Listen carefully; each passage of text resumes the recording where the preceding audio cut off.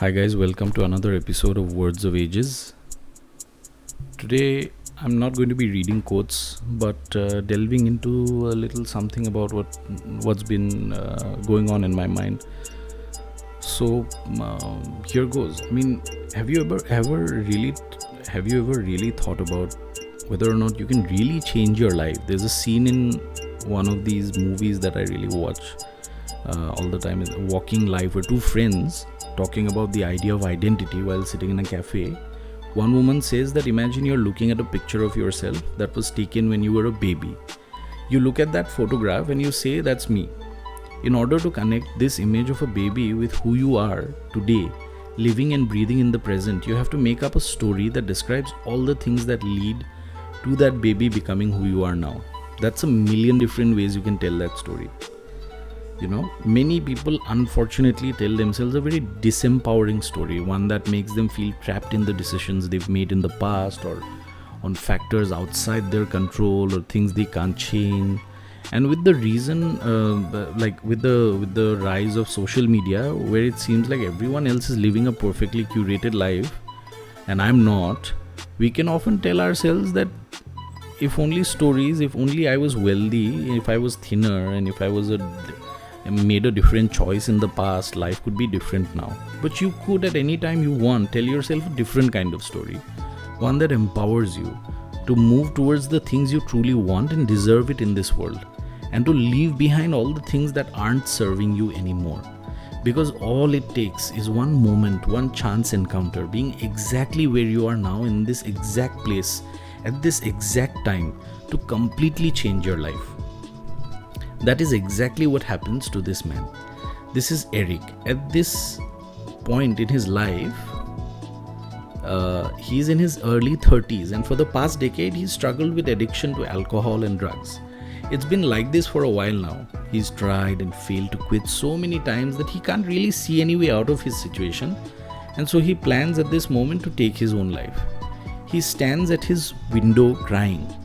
Moments away from ending everything, something strange happens through his window. He sees a blackbird, a raven, looking at him from about 20-30 meters away. Suddenly it takes flight, flying directly towards him at full speed. It comes closer and closer until it smashes into the window right in front of him and falls down dead instantly. Eric is sort of filled with shock, and now he's introspecting, because here is a moment of pure clarity in his mind.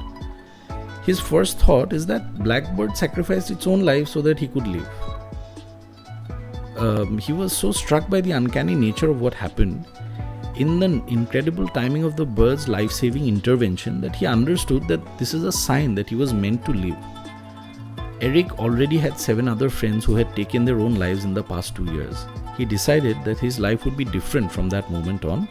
He booked himself into a rehabilitation center, and slowly but surely he quit all his addictions, his alcohol, his drugs.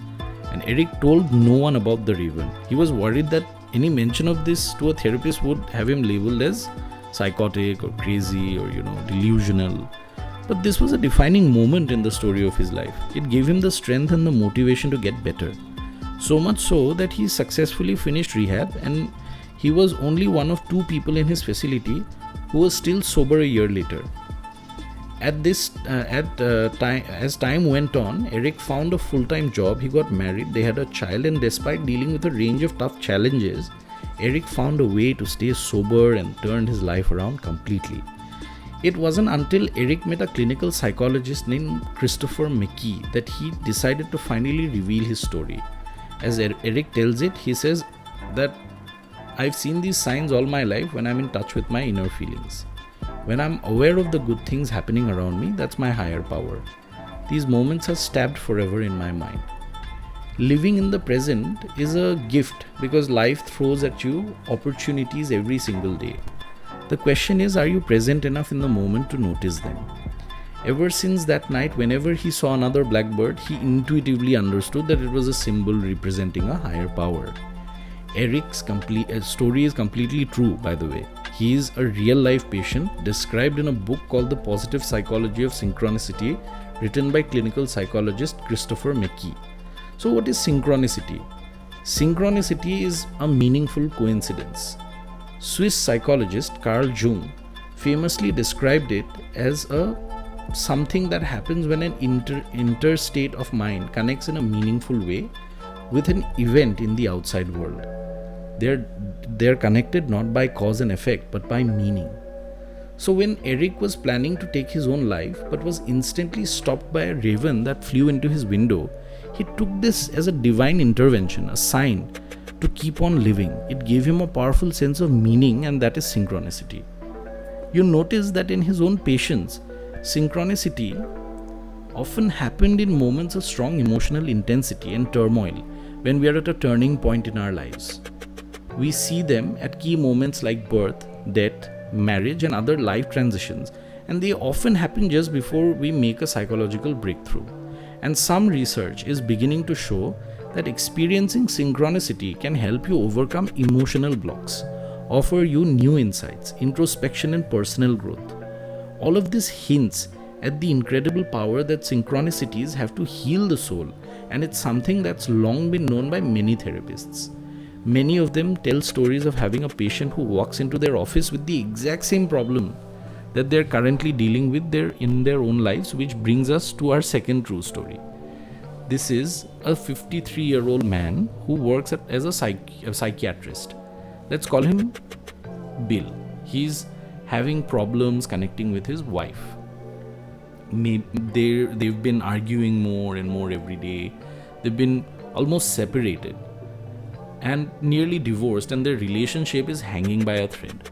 Bill admits that he sometimes gives so much of himself to the patients that it feels like he has nothing left to give at home. One day, Bill meets a patient, a woman about the same age as his wife. She and his wife have similar names. The patient's name is Maria and his wife's name is Mary. The problems that each of them have with their husbands are also very similar, much like Bill. The patient's husband is also too caught up at work. So she tells Bill that when her mother passed away, her husband didn't even come to comfort her at the hospital. Instead, he left the next day to go on a skiing trip with his friends. And so there she was, completely alone, spending the day after her mother's death with no one to console her. Bill heard his patient say he just doesn't get it. And a light bulb went off in Bill's mind. He just doesn't get it. It is exactly the same phrase that his own wife has been using to try to get his attention. And only now, as he is hearing these same words from his patient, does he realize that he had almost done the same thing to his own wife. Bill almost abandoned her the day after she had a major surgery so he could go on a business trip. But now, after hearing these words, he was suddenly moved into realizing something he couldn't understand until this moment. I get it now, he said to himself. This synchronicity was exactly what he needed.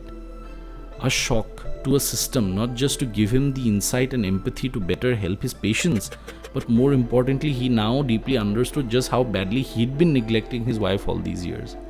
And this is consistent with research that tells us that synchronicity can give us feelings of confirmation, guidance, and direction, and it can be the catalyst. It can be the catalyst through which we make real change and redirect the courses of our lives. Which brings us to our third story, a remarkable case study reported in the archives of scientists. Transcendent experiences in it. A man whose best friend, Mike, had been in a terrible car accident. Mike had fallen into a coma and hadn't responded to treatment for more than a month. In what came next, he describes the most incredible experience of his life. One night, I really had a vivid dream that Mike had come to visit me. We sat and talked for what seemed like an hour about all kinds of different things. It was just like the old times. Mike told me about the car crash he was in. He told me that his girlfriend, who was also in the car with him at the time, actually hadn't died. Like the newspaper said, in fact, she was fine and I would see her again one day. What's odd is that this dream felt completely real. Unlike most of my dreams, it felt like a real waking moment in my ordinary life. Finally, Mike stood up to leave and said, "My friend, I won't be seeing you again for a long time, but don't be upset by this. I'm absolutely fine."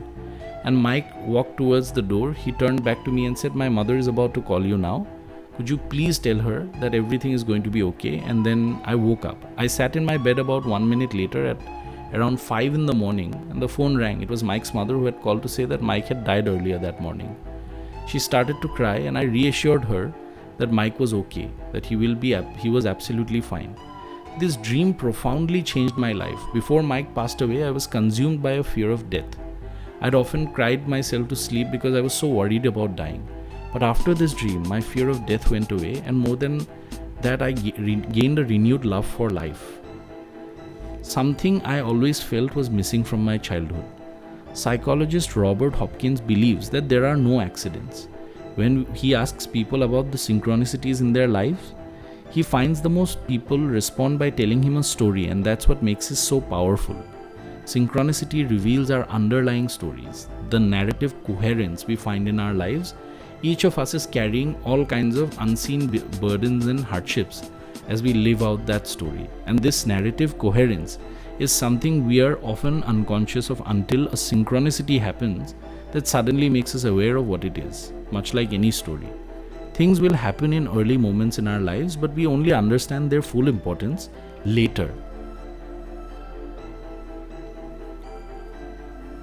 They awaken us to the deeper meanings that are all around us. We've looked at some heavy objects in this video. So if you are someone you know who is struggling with addiction or mental health or self-harm, please take this video as a sign that there's hope, and you don't have to do it alone. You can reach out for help, you can seek medical advice, you can seek counseling. So I've linked many of my friends with mental health resources, and if there is something that you're going through, please feel free to write to us to our comments, and we will very soon be linking you up with free mental health resources in the description. Synchronicity can transform your life for the better. Thank you for watching all the way to the end. If you really enjoyed what we are doing, please show your support by pressing the like button and sharing and subscribing and pressing the bell icon. And I'd love it if you left a comment with a bird emoji. The way I know how many people made it to the end, as always, is that you leave a certain kind of emoji that I've been talking about in my Discord and my Patreon. Thanks so much for watching. Take care of yourselves, and I'll see you in the next video. Thanks for tuning in.